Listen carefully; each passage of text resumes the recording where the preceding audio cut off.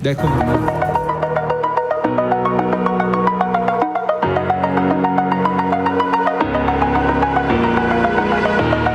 Essa semana foi uma semana muito agitada, levando em consideração o fronte econômico do Brasil e do mundo. Então, olha, tem muita coisa, tem bastante coisa para discorrer sobre essa semana, que está encerrando, inclusive, com um dado muito importante, que é o dado de inflação de outubro. Mas vamos por partes. A semana começou com uma boa notícia. O setor de serviços do Brasil, ele acelerou em outubro, de acordo com a pesquisa Índice de Gerentes de Compras da S&P Global. Os dados da pesquisa mostraram que os setores de transporte e informação e comunicação tiveram os melhores desempenhos em outubro.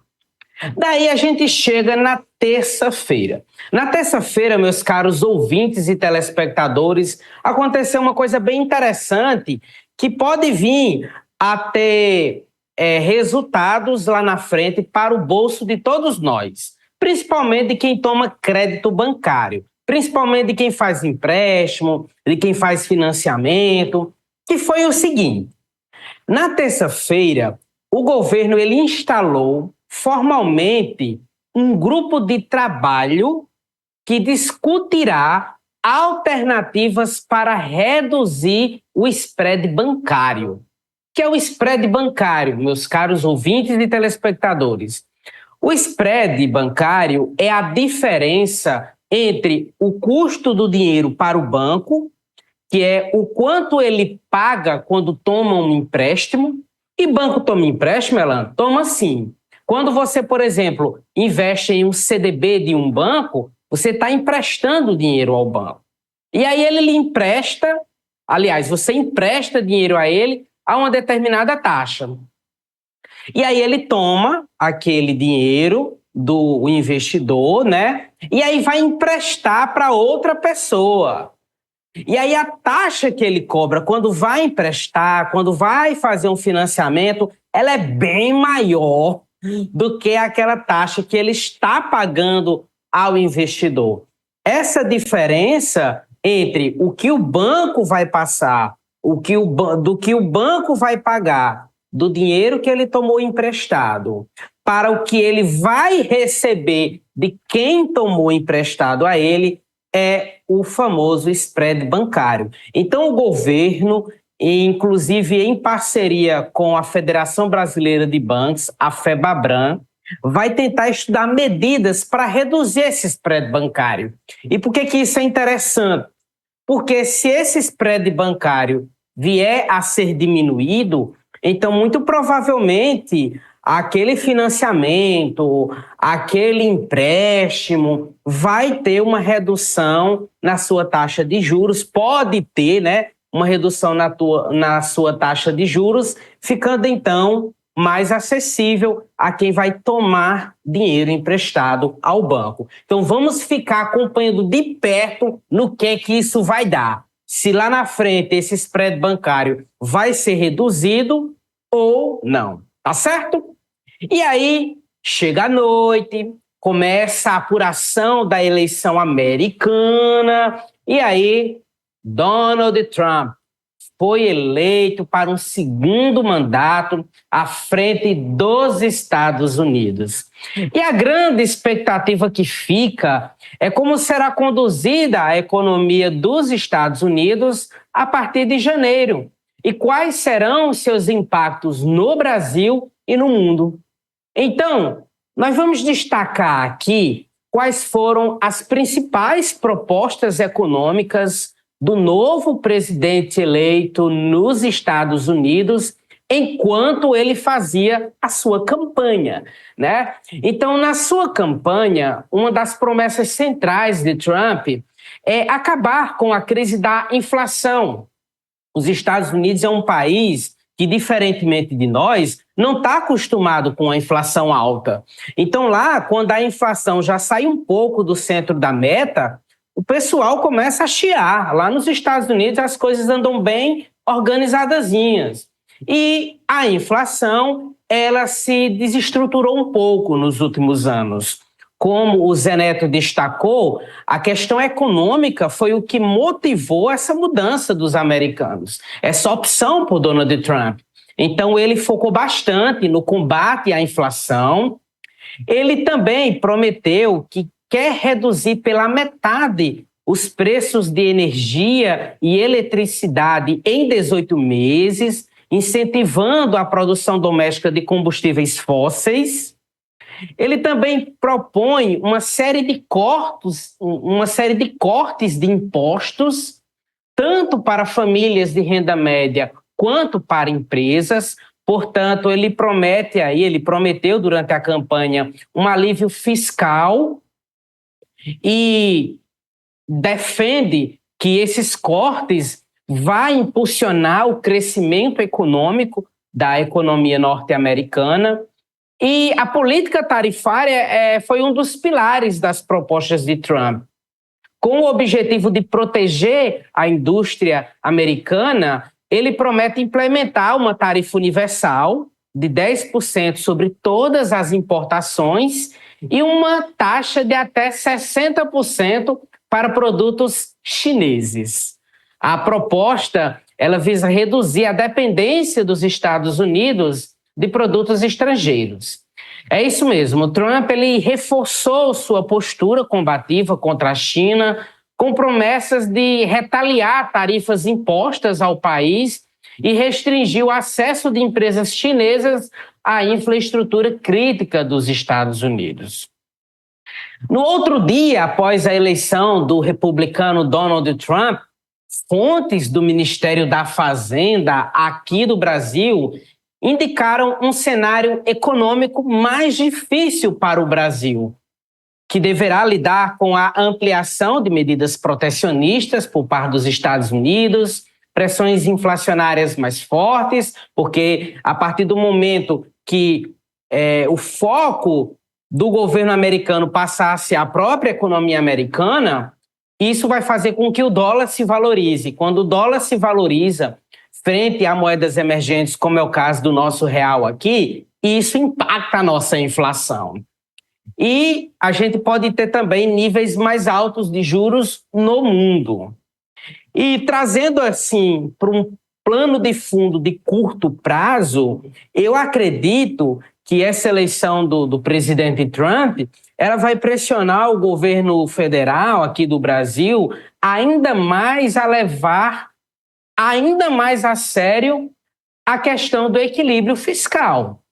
Porque veja bem, se o governo não fizer os ajustes necessários nas contas públicas e o dólar vier a subir e se estabilizar, digamos, aí a um patamar muito alto, a um patamar, vamos colocar aí, de R$6, e a inflação disparar para um patamar, vamos lá, de 5%, e os juros subirem ainda mais, esse cenário não vai ser nem um pouco legal para quem queira se reeleger nas próximas eleições presidenciais, né? Então vamos aguardar como é que a economia norte-americana vai se comportar a partir de janeiro, como Donald Trump vai conduzir e se de fato isso pode trazer esses implicadores que eu acabei aqui de mencionar para vocês.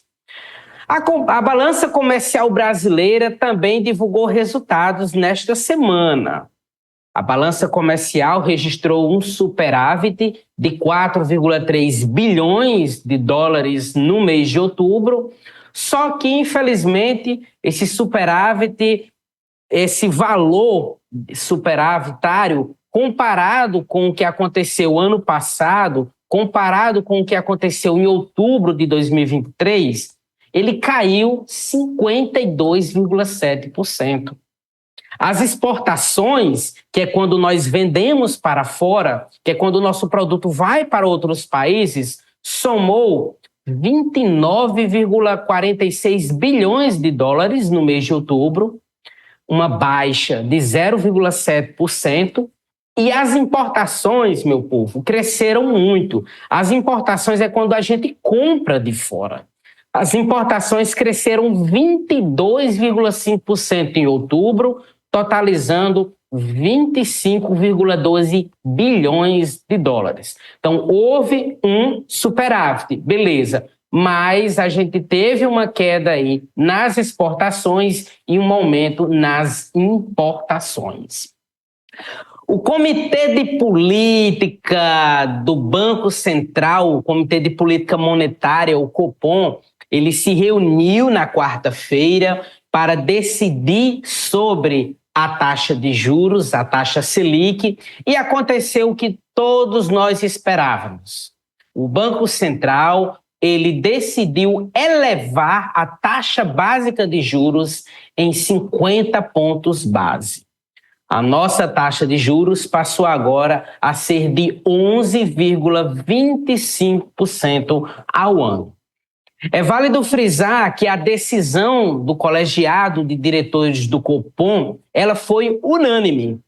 Todos os 9 membros do Copom votaram pela alta nessa magnitude. E em seu comunicado sobre a decisão, o Copom avaliou que há uma assimetria altista para os cenários de inflação.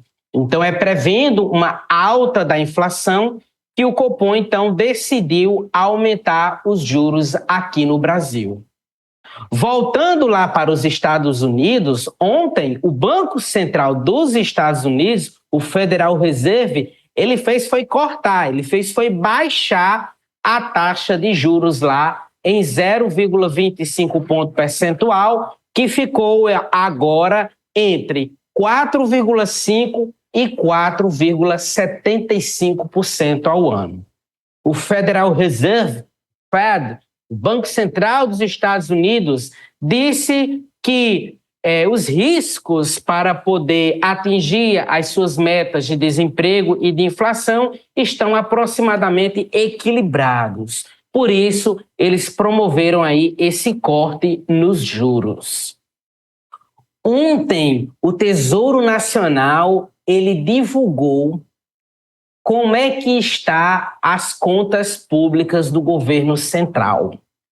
E aí, o governo central registrou, no mês de setembro, um déficit primário de 5,3 bilhões de reais. No acumulado dos 9 primeiros meses do ano, ou seja, no acumulado de janeiro até setembro, o governo central acumula um déficit primário de 105,2 bilhões de reais. Os dados seguem distantes da meta de déficit primário zero fixada pelo governo para 2024. O governo ele prepara um pacote de medidas para conter o crescimento das despesas públicas, mas a previsão da equipe econômica é que as medidas tenham um maior efeito nas contas lá para de 2025 em diante. Inclusive, durante esta semana, o presidente Lula esteve reunido com o ministro da Fazenda, Fernando Haddad, e outros ministros para discutir como é que vai ser esse pacote de corte de gastos. Acreditava-se que ontem haveria uma definição, mas a reunião que ocorreu ontem lá no Palácio do Planalto não teve conclusões, e aí ficou de agora, às 2 horas da tarde, daqui a pouquinho, essa reunião ser retomada lá no Palácio do Planalto. E encerrando esse resumão, foi divulgado agora pela manhã a inflação do mês de outubro, que teve uma alta de 0,56% nesse mês de outubro, que terminou agora, ficando acima da expectativa do mercado, que era de uma inflação de 0,53%. Com isso, a inflação acumulada dos últimos 12 meses está agora em 4,76%, acima do teto da meta para esse ano. Por isso é que o Banco Central está aumentando os juros. Por quê? Porque a inflação está se desancorando. O IBGE informou que os grupos de habitação e alimentação e bebidas foram os grupos que mais tiveram alta na inflação no mês de outubro. Dentro da habitação, o que mais pesou em outubro foi a energia elétrica. E na alimentação, o que mais pesou em outubro foi a carne, que teve uma alta geral de 5,81%. O acém teve uma alta de 9,09%. A costela teve uma alta de 7,40%. O contrafilé teve uma alta de 6,07%. E a alcatra, uma alta de 5,79%. Acredito que a picanha também teve uma alta, mas não foi divulgada. O único setor que registrou queda nos preços em outubro foi o setor de transporte, que recuou em 0,38%, influenciado principalmente pela queda de 11,5% nos preços das passagens aéreas. E aí, por conta disso, as projeções dos analistas para a inflação, para a variação do PIB e para a taxa de câmbio em 2024 voltaram a subir. Os analistas acreditam agora que a inflação vai terminar 2024 em 4,59%, que o PIB vai dar um salto de 3,10% e que o dólar vai terminar esse ano lá na casa dos R$ 5,50. Eu sou Elan Nascimento, assessor de investimentos, credenciado a XP Investimentos, e eu estarei de volta na próxima semana, se Deus permitir, para atualizar todos vocês que acompanham o programa Olho Vivo sobre as principais informações da semana na área econômica. Um forte abraço em todos vocês.